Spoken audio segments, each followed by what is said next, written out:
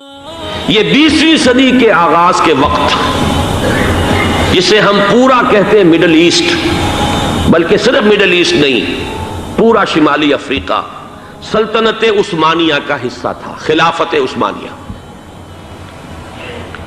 Libya, الجزائر، مصر، پورا حجاز، یمن، پورا عراق، شام، اور یہ شام ہی کے حصے ہیں در حقیقت، اردن اور لبنان، یہ سب، یہ شام عرب، عراق عرب، یہ پورا علاقہ خلافت عثمانیہ یہ اس کا حصہ تھا۔ پہلی جنگ عظیم میں انگریزوں نے عربوں کو بغاوت پر آمادہ کیا، غداری پر آمادہ کیا، انہوں نے خلافت عثمانیہ کے خلاف بغاوت کی، بیج بوئے ان کے دلوں کے اندر نفرت کے، ابھارا انہیں، تم ترکوں کے غلام کیوں ہو، تمہیں خود حاکم ہونا چاہیے، تم کھڑے ہو جاؤ، ہم مدد کریں گے، تم بغاوت کرو، تم ان ترکوں کے خلاف ہماری مدد کرو، ہم تمہیں آزاد کر دیں گے، تم اپنے پاؤں پر خود کھڑے ہو جانا۔ یہ بہت ہی ہمارے لیے دردناک المیہ ہے اس پہلی جنگ عظیم کا۔ کرنل لارنس جیسا شخص، برطانوی استعمار، اور اس کے نتیجے میں عربوں نے بغاوت کی۔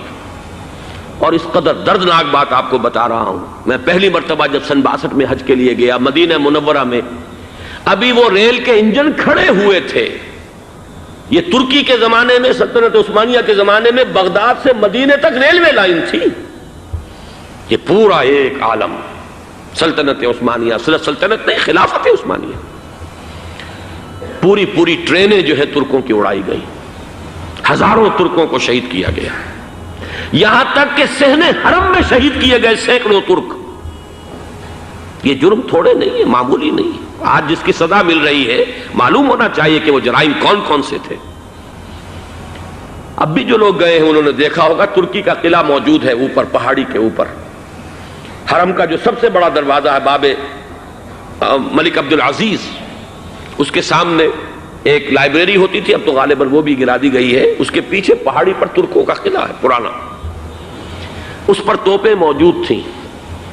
جب بغاوت ہوئی ہے، جو حرم میں آئے ہوئے تھے ترک فوجی، ظاہر بات ہے نہتے، وہ تو نماز پڑھنے آئے ہوئے تھے، ان کو وہاں ذبح کیا گیا ہے، اور ترکوں نے اپنی توپیں استعمال نہیں کی کہ کہیں بیت اللہ کو کوئی گدن نہ پہنچ جائے۔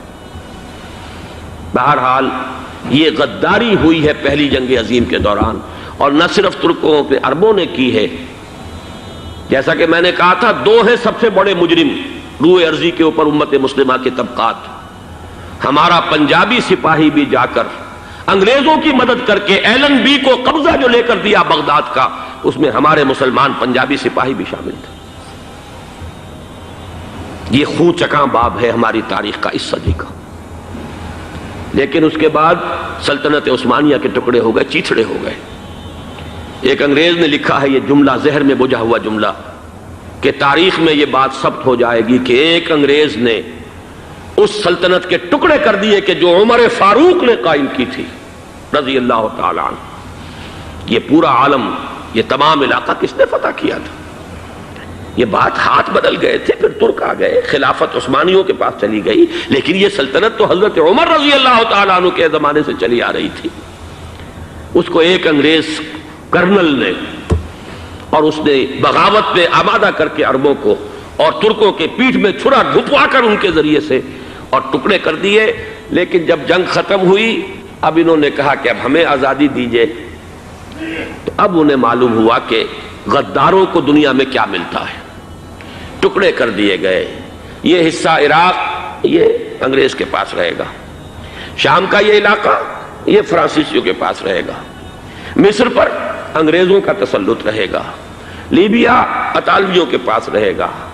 لے دے کر یہ جو علاقہ تھا حجاز، کیونکہ وہاں کچھ تھا ہی نہیں، بوادٍ غیر ذی زرع، یہ عربوں کے پاس چھوڑ دیا گیا۔ اس وقت جو بادشاہ ہیں، شاہ حسین اردن کے، ان کے دادا سب سے بڑے غدار وہی تھے، لہذا ان کو اس علاقے کی بادشاہت دے دی گئی۔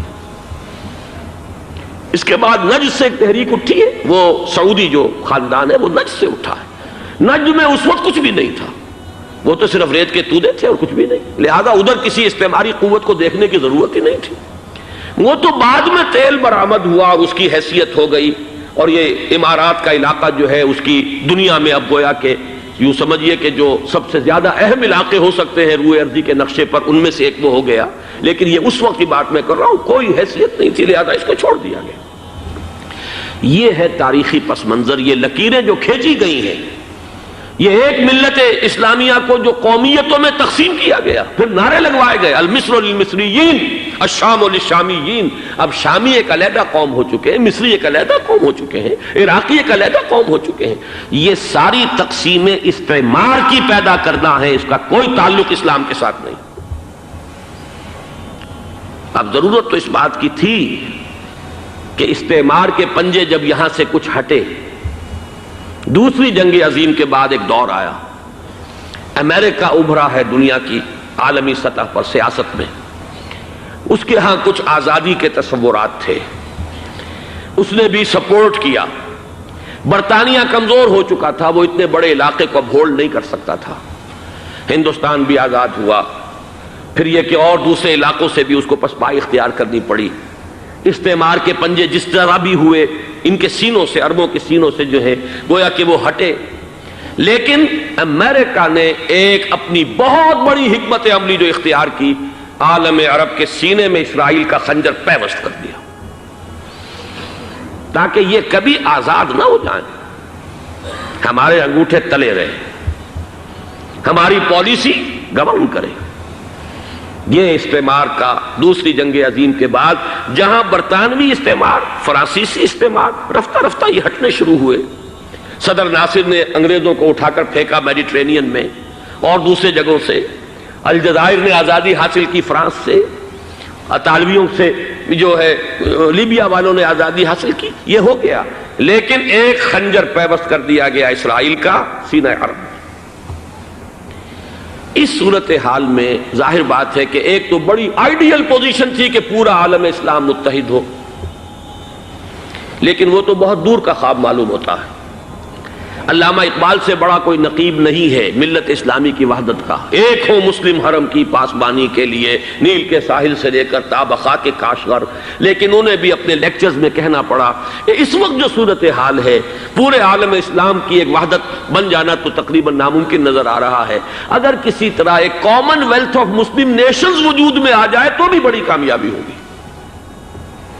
لیکن اس سے بھی پہلے یہ تو زیادہ آسان تھا کہ عالم عرب ایک وحدت کی شکل اختیار کر لے. یہ تو ایک قوم ہے، اکثر و بیشتر ایک نسل یا زیادہ دو نسلیں کہہ دیجئے. شمالی افریقہ میں بربر نسل بھی ہے، باقی تو سب عرب ہیں. یہ پورا عالم ایک نسل، ایک زبان، پورے اتنے رقبے کے اوپر بولے جانے والی ایک زبان، یہ تو ایک ہو جائے. افسوس یہ ہے کہ اس کا ایک ہو جانا، ایک شخصیت ابھری تھی جو مذہبی مزاج کی شخصیت تھی، جو دینی مزاج کی حامل شخصیت تھی. اگر اس کی قیادت میں عالم عرب متحد ہو جاتا تو واقعتاً ایک بہت بڑا جو ہے مرحلہ وہ طے ہو جاتا پوری عالمی ملت اسلامیہ کی ایک وحدت اختیار کرنے کا. وہ شخصیت تھی شاہ فیصل شہید کی. اور اس لفظ کے ساتھ ہی آپ کے ذہن میں آ گیا ہوگا کیوں انہیں شہید کر دیا گیا، کس نے کیا کرایا، کہاں سے تعلیم حاصل کر کے آیا تھا وہ جس نے شہید کیا شاہ فیصل شہید کو. اس کی گردن پر کون سوار تھی؟ وہ یہودی لڑکی کے جس کے فوٹو بھی شائع ہوئے، ایک گردن پر اٹھائے کھڑا ہوا شہزادہ اپنی ایک یہودی دوست کو، لڑکی کو. اور وہی ہے کہ جس نے جا کر پستول سے شہید کیا ہے. جان میں اچھی طرح جان لیجئے، جیسے بارہا میں نے عرض کیا ہے کہ حضرت عمر کو شہید کرنے والا کہنے کو ابو لولو فیروز تھا، لیکن اس کے پیچھے پورا ایرانی نسل پرستی کا جو پورا پس منظر ہے، اسے تو ہر شخص جس کی ذرا بھی نگاہ جو ہے جو صرف منظر کو نہ دیکھ رہی ہو، پس منظر کو بھی دیکھنے والی ہو، وہ تو جان لے گی کہ ابو لولو فیروز ایک فرد کا نام نہیں تھا، وہ ایران کا انتقام تھا عالم عرب سے. بالکل اسی طریقے سے یہ امریکی استعمار کا ہتھ کنڈا تھا، اسے محسوس ہوا.